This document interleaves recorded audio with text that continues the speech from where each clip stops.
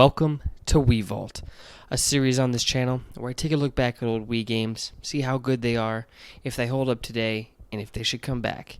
Today's guest, Star Wars: The Force Unleashed, a beloved game from the Star Wars fandom, consisting of maybe everyone's favorite non-canon character in Galen or Starkiller. This game was released September 16th, 2008, was developed and published by LucasArts. This is the first game, I think, in this series that has the same publisher and developer. It was released on the Wii, obviously the PlayStation 2 and 3, as well as the PSP, the Xbox 360 and Windows, and this year it came out with a Switch remaster of the Wii version. And usually the Wii version of a game is pretty much the worst one most of the times, unless there's portable versions as well. But according to GameRanks, the Wii version has the highest rating out of any of the versions. And honestly, after playing this game, I can totally believe that the Wii version is the best. I've even put out some shorts, and I've seen a comment or two, maybe even a couple comments, kind of echoing that same sentiment.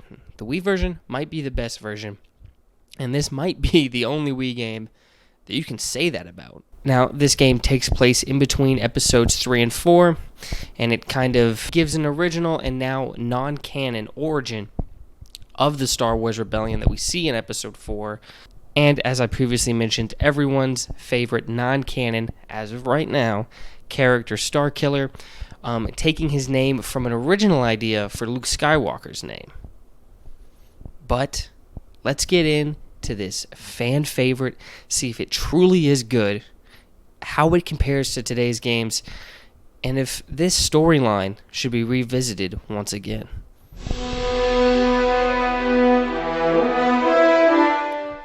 So the story of this game actually starts off with you playing as Darth Vader for the tutorial, as Vader goes to a Wookiee planet and hunts down a rogue Jedi, with Vader sensing the Force powers there. After defeating the Jedi, he senses an even greater Force power, asking this Jedi where his master is, only to be revealed that it is that Jedi's son that is giving off this immense amount of power. So, Vader kills the Jedi and just takes his son, and begins to train his son in the ways of the dark side, telling this apprentice of his that they are going to overthrow the Emperor together, this apprentice being Starkiller. But before Vader is ready to take on the Emperor with Starkiller, Starkiller must first prove himself. So Vader, for the first part of this game, is just sending him out on missions to go hunt down surviving Jedi. So before Starkiller first heads off, we meet his friend Proxy, who's a little robot that keeps with him. It's this little hologram robot that Vader uses to talk to him, with the robot, hologramming Vader onto himself. And then we meet his pilot, Juno, and it's alluded to, well, actually, it's not alluded to. This is like his 7th or 8th pilot that he's gone through, with Vader having killed most of his other pilots. But she's like, hey, I'm different, and doesn't care, and they move on. First, defeating Rom Koda, a previous Clone Wars general, who kind of foreshadows some of Starkiller's future by telling him, Vader's not always going to be there. I can sense a struggle within you. I see your future, and it's me? That's what Rom Koda says. And then Starkiller stabs his eyes, blinding him, and throws him out a window into space. The next Jedi that Starkiller goes after is Kazdan Paratus. This is just a little hermit Jedi in this junk planet that is gone crazy, pretty much, who Starkiller just puts out of his misery. And then finally, his final test to show that he is ready, he goes after Shaak Ti, a former member of the Jedi Council, who has her own apprentice, who there seems to be some kind of inner struggle, a little bit of dark side in her. But Shaak Ti sends her apprentice away, Starkiller comes, and of course, defeats Shaak Ti. Defeating a former Jedi Council member truly shows just the power that Starkiller has, being able to take down somebody like that. And I guess I should probably mention that as he's doing this, he keeps revisiting this Jedi temple and has different visions there, fighting different kind of Dark Lords and Siths. sometimes some of them kind of alluding to something going on within Starkiller. But once he's done all of that, he then is called up to Vader's ship because the Emperor is there. Starkiller thinks that Vader had summoned the Emperor because they're about to fight him. Vader says, I didn't summon him. The Emperor comes in. Darth Vader says, his spies followed you here. You accidentally revealed yourself to the Emperor before we were ready, and Vader just stabs him through the chest and tosses him out of his ship. Very much like what Starkiller did to Coda earlier. We then cut to Starkiller somehow still alive after being thrown into space, strapped down with a little medical droid next to him, freaking out, saying Vader betrayed him. Vader being there telling him, no. We still are going to overthrow the Emperor together. We got, blindsided about him finding out about you before we were ready. What you must do now is build a army, build a team to go up against the Emperor. Vader then leaves, and before Starkiller leaves, he finds Juno, who's in prison, and frees her, saying that they have been Juno saying that she has been expelled from the Imperial Army and is, kind of off on her own. So Starkiller takes her in to still be his pilot, but does not tell her about him still working for Vader. So the first thing that Starkiller does as he's trying to build up his little army together is he looks for, and I can't remember how he knows he's still alive, but he looks for Rom Coda. This guy was stabbed in the eyes and thrown out of a spaceship into the coldness of space, or the hotness of space, depending on where they are, and just lives. Starkiller lived. Coda lived. This game is like, being thrown into space after being stabbed is not a big deal, okay? If you've got the Force, you could just kind of live through that, apparently. But Starkiller finds Coda, who we don't think knows Starkiller is the guy who just blinded him and sent him down this downward spiral, because Coda is now just a bum at this point. But he does agree to kind of help Starkiller, even though the whole time he's like, this isn't going to work. We're doomed, but I'll help you anyways. But Coda has some contacts that he links Starkiller with to try and build this army. The first thing Starkiller does is save one of the senator's daughters. Surprise, surprise, it's Princess Leia who he saves. And then they try to find Bail Organa, but as he was trying to save Leia himself, he ended up being captured by Shaak Ti's apprentice, who has gone absolutely crazy and is given into the dark side after Shaak Ti's passing. So Starkiller goes down there. We're back on the same planet again. He fights this apprentice, defeats her, but lets her live and run away. Because she says, it's the planet that's doing this to me. The planet's making me fall into the dark side. Let me get out of here. I don't know if that's BS or not. I have absolutely no idea. But he lets her live and saves Bail Organa. And then Coda directs Starkiller to another senator, this one being on Cloud City, who has been captured by just a whole bunch of criminals and mercenaries, including Mandalorians. I don't know where the Mandalorian lore stands now. I definitely don't know where it stood back then. These were just kind of more bounty hunters, I guess. In this game, Mandalorians were all just Boba Fett from episodes, 5. But whatever. So he defeats these Mandalorians and all these other criminals and saves this other senator. And then they all meet up on this ice planet. They all agree to form this rebellion to fight against the Emperor. And at this meeting, we see the two senators that we've saved already, Bail Organa. I don't remember the other one's name, but Bail Organa says he'll help finance this rebellion. The other one is going to help supply this fleet of ships. And then we see Mon Mothma pledge, who we haven't met yet, she's just there at the meeting, pledge to have her men, her army, help fight in this rebellion. And this forms the rebellion. It all starts right there.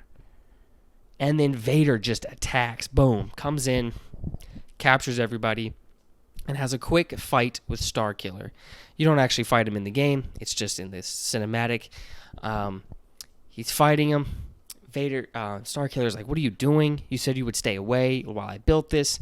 And that's when Vader says the iconic line from this game. You agreed to stay away!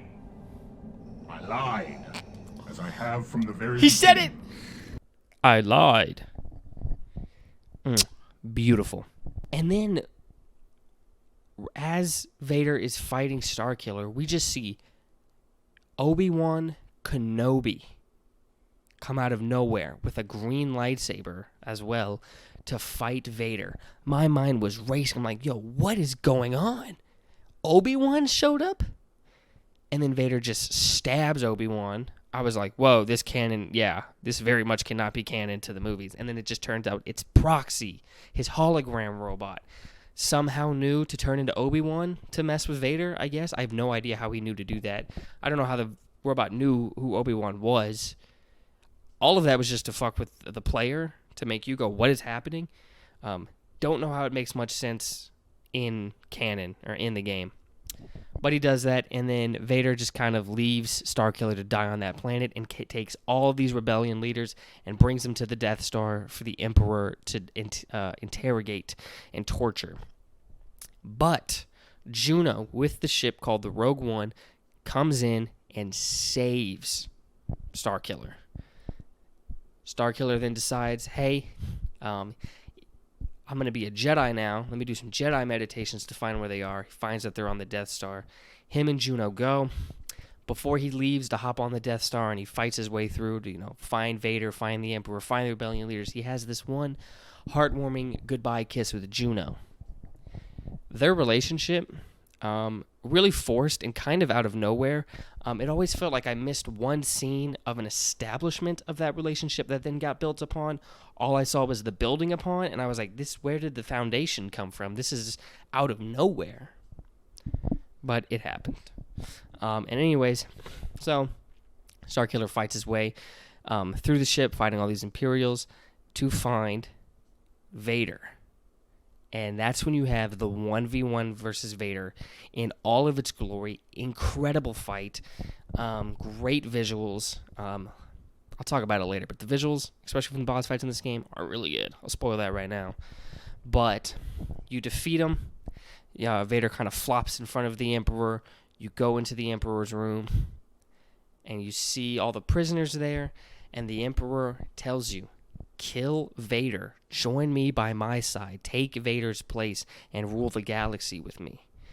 And that's when you have a choice in this game. This game actually does have multiple endings. 2. The only choice that matters is right here. You can either defeat Vader, continue the fight with Vader, kill him, and I'll tell you what happens. Or you fight the Emperor and choose the light side. If you fight Vader to join the Emperor, that's the dark side ending. If you just go fight for the Emperor, that's the light side ending. I accidentally chose the dark side ending in this game. I didn't know what was going on because all you do to make the decision is walk towards Vader for the dark side ending and walk towards the Emperor for the light side ending. I didn't know that. I was like, well, I don't want to join the Emperor, so I'm not going to walk over to him. Accidentally picked the dark side ending. I don't know what the decisions mean. Alright, I'm now fighting Vader. Wait, that's not what I want. I want to fucking... Did I just accidentally pick the dark side? But it's very clear that the light side ending, I think, is what is supposed to be like the true ending. So I'll say that one last. But what happens when you pick the dark side ending? First you defeat Vader, and the Emperor was like, good. And then you attack the Emperor. Whoa. But the Emperor saw it coming, pretty much defeats you, takes this Rogue One out of the sky, and just throws it on everybody, killing everybody. And then, at the end, there's like a little post-credit thing where you're strapped down as Starkiller. You have like this, you have your own kind of Vader helmet on, and he's like, well, you'll replace Vader for now until I can find somebody better than you in your weakened state. You're still going to carry out these Jedi killings for me. That's the dark side ending. That is the one I accidentally picked. Or the light side ending. Vader's pretty much already defeated. He's subdued. So, light side ending, you attack the Emperor. You fight him. You defeat the Emperor. And before you kill it, Coda, the Jedi in the room, is like, he's defeated. Don't do anything. Which doesn't make sense to me. I feel like through Star Wars, we've seen Jedi kill people. And that is the evilest dude in the galaxy. Would make sense to kill him. But he's like, don't. And then the Emperor unleashes a crazy lightning storm trying to kill Coda, but Starkiller starts to absorb that lightning. Everyone gets to flee on the Rogue One, Juno piloting, and they flee out of there, and Starkiller sacrifices himself. Becomes a martyr for this rebellion cause, which the Emperor acknowledges, saying this was the worst outcome.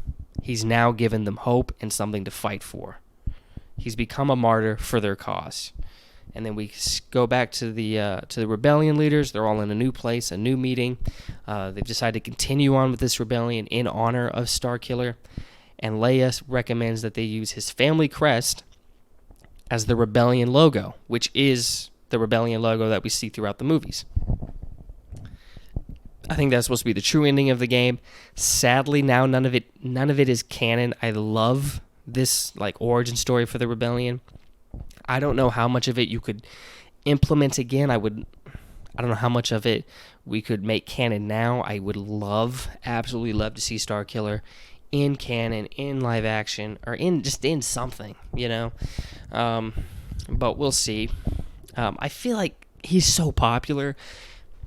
I would have to imagine that they will make him canon in some capacity at some point. He's so loved by the fans.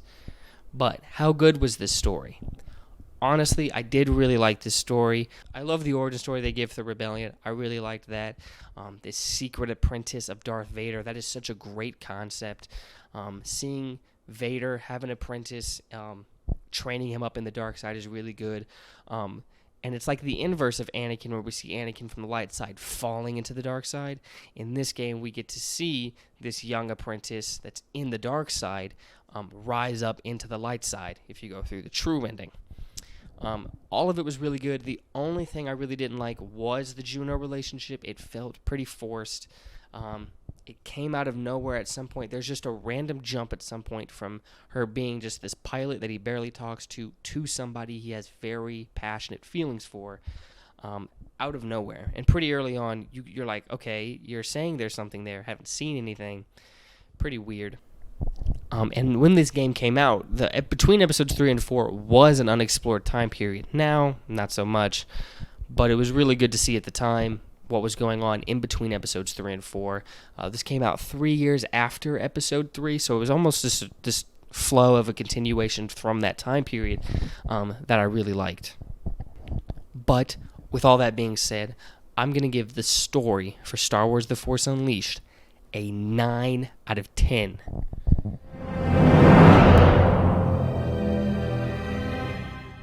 Well, this is Star Wars. One thing you have to say about Star Wars, there's a lot of things you can complain about. One thing you probably can't truly complain about is the soundtrack. It follows through in this game. We hear some of the original, some music that we're used to, some new stuff in there as well. It all sounds very Star Wars, epic in scale, very cinematic, always builds the tension in the scenes. Very good soundtrack for this game. All characters look great in this game. If they weren't new to the game, if they were pre-established characters, they all look exactly like how you would imagine they would in this game, looking just like their movie counterparts. Leia, I guess, looks like a younger version of her movie counterpart, which makes sense. And all the original characters fit this game very well. Juno, her uniform is not quite like any of the other Imperial's uniform, but whatever. Starkiller, he has a multitude of suits. All of them look pretty good. Fit the game very well, fit the Star Wars very well. And Proxy, I loved his design, just that base droid with this hologram technology to have communication, long-distance communication like we haven't seen anywhere else. I can't think of any other proxy droids that we see in Star Wars, if they ever use that technology again, where the hologram is on this robot that's allowing it to move around and look just like these other characters. I think it could work really well playing with people's perception of what's real and what's not. I get why you probably don't want to use it too much, but I really would like it to be in canon again, if it's not already, and showcase it in some type of property.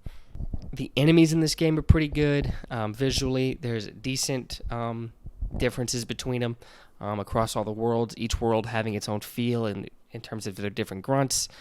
Cloud City is probably the highlight for enemy grunts. That one has definitely the widest variety because all the criminals are there. are just a hodgepodge of different alien species all committing crime together. Definitely had the biggest variety in terms of species in one planet, but honestly, across the board, all the grunts, very well designed, looked pretty. The worlds also all fit Star Wars pretty well. I mean, the Felucia planet is beautiful with all that vegetation. The junk planet is disgusting, purposefully, works really well. We revisit Cloud City, which works. All of it done very well. The only downside is you revisit Felucia twice and you go to this Jedi temple over and over again. So while there's uniqueness to each world that is really nice to see, reusing those worlds does kind of take it down a little bit. And then you can also customize your lightsaber in this game. In terms of visuals, you can have a different saber hilt, which is very cool. I only found a couple, but it was nice to see. And then, of course, lightsaber crystals. You could have tons of different colored lightsabers. I know you can have red, green, blue, purple. I don't know if any other colors. I didn't find that many crystals in the game. They're found through collectibles. In the game. I didn't find too many, but man, it was pretty nice to be able to have my own character wielding the type of lightsaber I want them to wield. So that was awesome. Honestly, with all that considered, I got to give the arts for this game a 9 out of 10. This game is doing very well so far. Can it stick the landing in?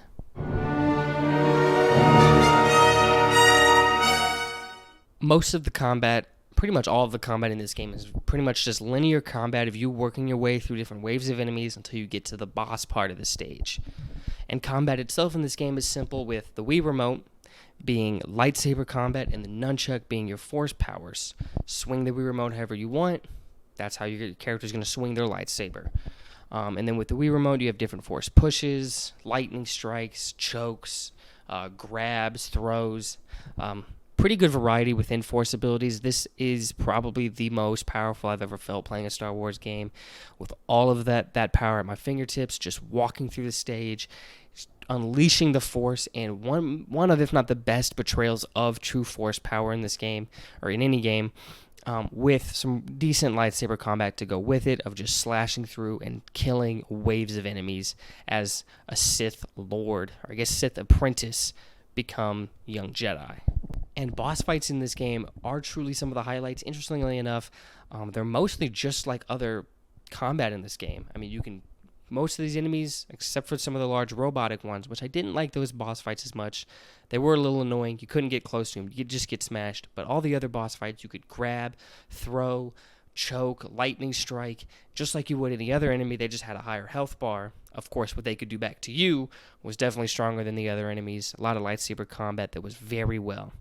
There could, I think if you and your opponent did a force ability at the same time, you would have a little mini game of having to rotate the nunchuck and push it to win that mini game, and have a nice cinematic of you dealing damage to the enemy. The same thing with lightsaber strikes. I think if you struck at the same time, it would cause another mini game of rotating the Wii Remote, pushing, rotating again, pushing until you beat them.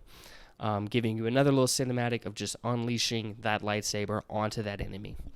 The boss fights were really cool visually, and then they would end with the QTE with the Wii Remote nunchuck, which normally I don't like, but this game did it very easily because all you have to do is swing it in no particular direction, just swing it, time it, and you would just do this crazy ending cinematic to the fight of just the Force being used to its fullest. I mean, this game had some of the most creative uses of the Force, most of them being within these ending cutscenes of these boss fights, of just destroying them with the Force, different throws and crushing them and throwing them around and lightning striking them, and just all these different things that you haven't really seen used to their fullest potential in other Star Wars media, maybe even to this day. I mean, the creativity that the team had when they were given this project was off the charts. They did such a good job of showing how deadly and how powerful one Force user can really be, and the damage that they can unleash with that. So with that incredibly fun gameplay, I have to give the gameplay for Star Wars The Force Unleashed a 10 out of 10. This is the first 10 out of 10 anything I've given in this series so far, and it's very well deserved. I never felt more badass in any game than slicing through enemies as Galen. Starkiller himself. The gameplay for this game was perfect for what it needed to be. 10 out of 10.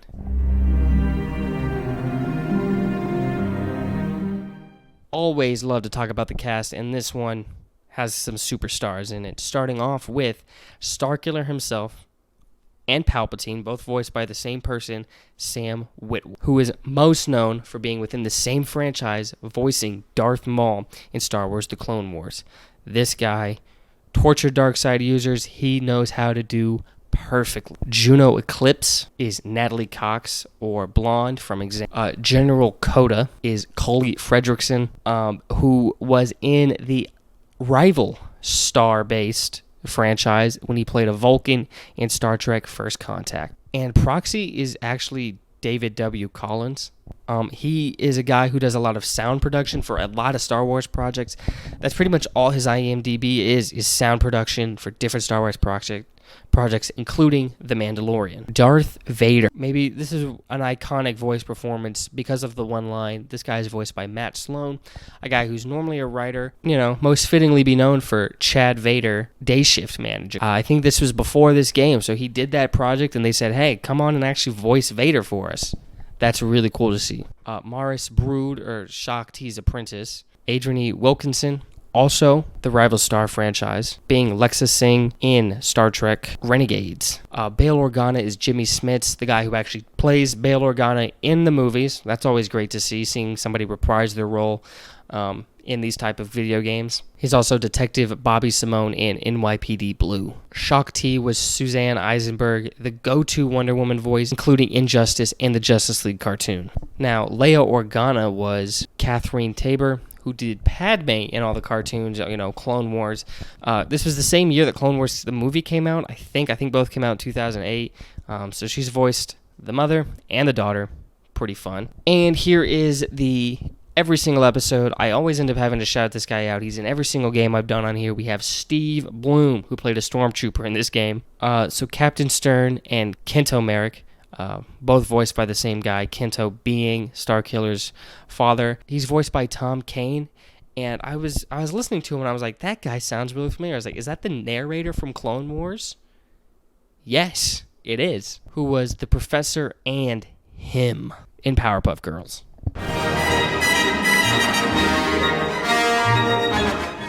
So, Star Wars The Force Unleashed truly is The Force Unleashed. Never have I felt the absolute power of the Force in the palm of my hands when I played this game. Haven't seen the Force used this creatively anywhere else. Absolutely great Force combat, really good lightsaber combat, some of the best boss fights in a game I've ever seen, great ending QTEs and cutscenes to those fights, and a really good storyline, only held back by this random push of a Juno Starkiller relationship. I have to play through the second game before I can speak on if they should bring this series back. But honestly, I'd have a hard time imagining that they shouldn't. This first one was so good. But overall, I'm giving Star Wars The Force Unleashed a 9 out of 10. This is the highest rated game I have done in this series so far. It is so much fun. Would love for them to bring back this style of combat. But now, let's take a look at the next game in this series.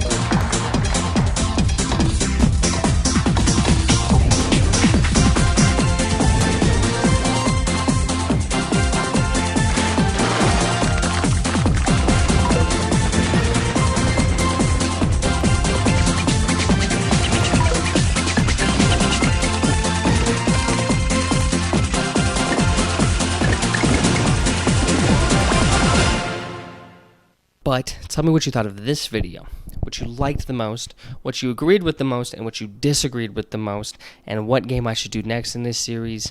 Give this video a like. Go ahead and subscribe to see what else is coming. And as always, keep gaming.